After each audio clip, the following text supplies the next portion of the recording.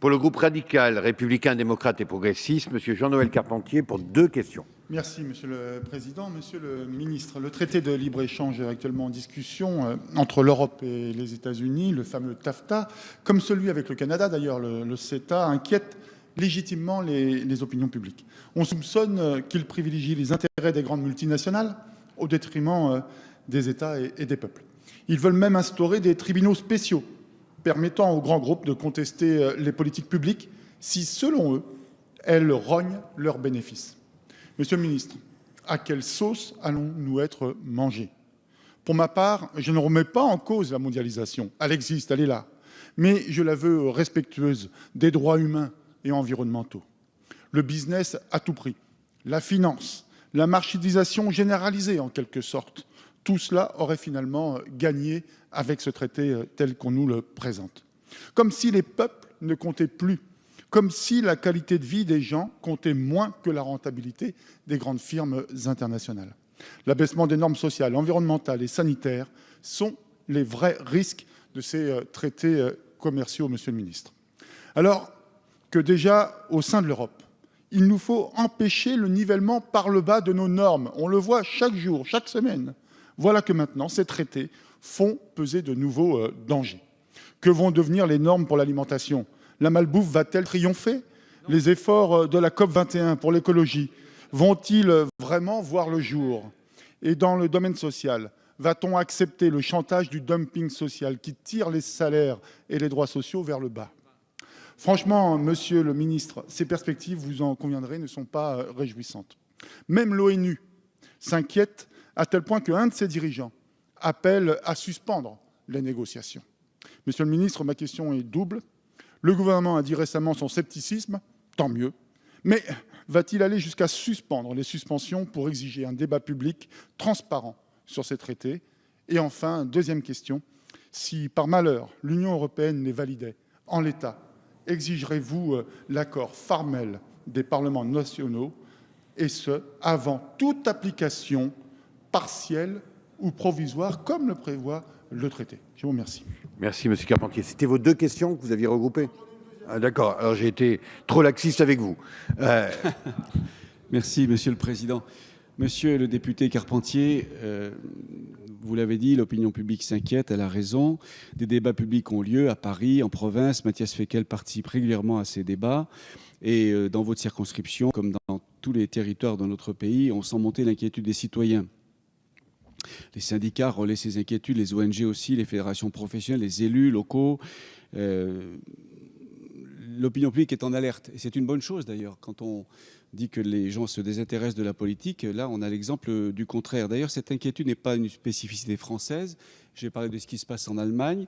Mais vous savez, ou vous devez savoir qu'aux États-Unis aussi, les choses commencent à bouger et les citoyens américains sont aussi en train de se mobiliser sur ce sujet.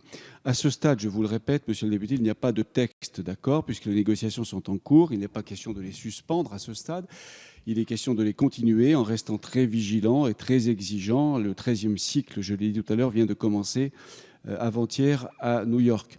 Quant à l'entrée en vigueur provisoire après signature d'un accord mixte, elle ne concernerait que les stipulations relevant de la compétence exclusive de l'Union européenne, mais l'entrée en vigueur provisoire n'enlève rien à la nécessité de ratification au niveau national par le Parlement de chaque pays saisi par son gouvernement.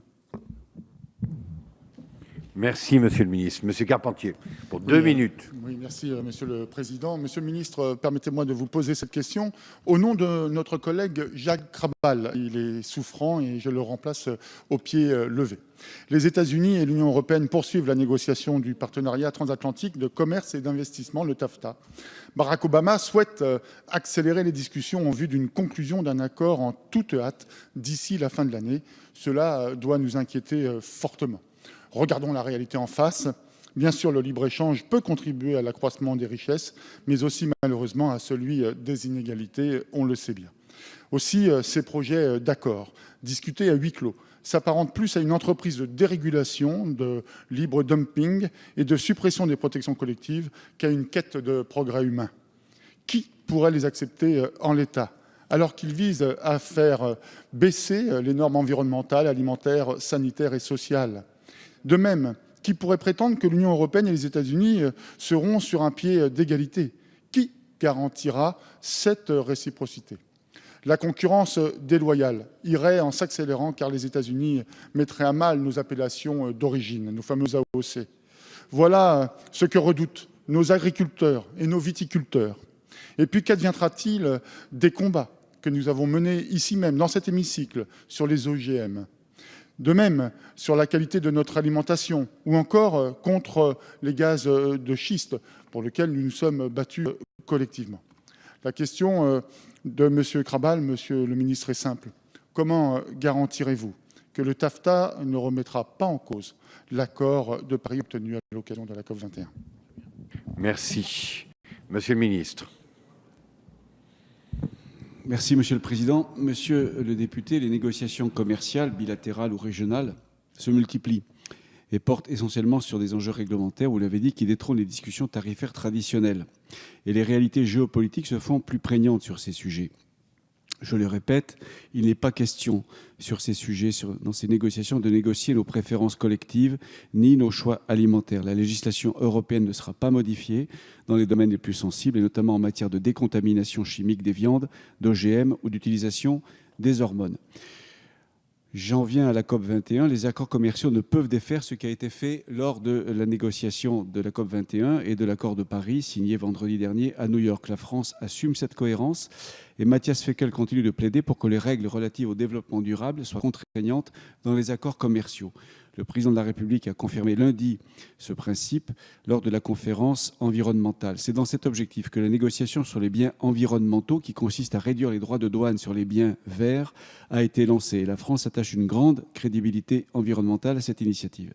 Sur ces sujets, il est essentiel d'associer la société civile pour définir avec elle les enjeux des négociations commerciales. C'est d'ailleurs dans cette optique que Matthias Fekl a souhaité ouvrir le comité de suivi stratégique à la dite société civile. Monsieur le député. Merci, monsieur le ministre. Nous en venons aux questions du groupe écologie.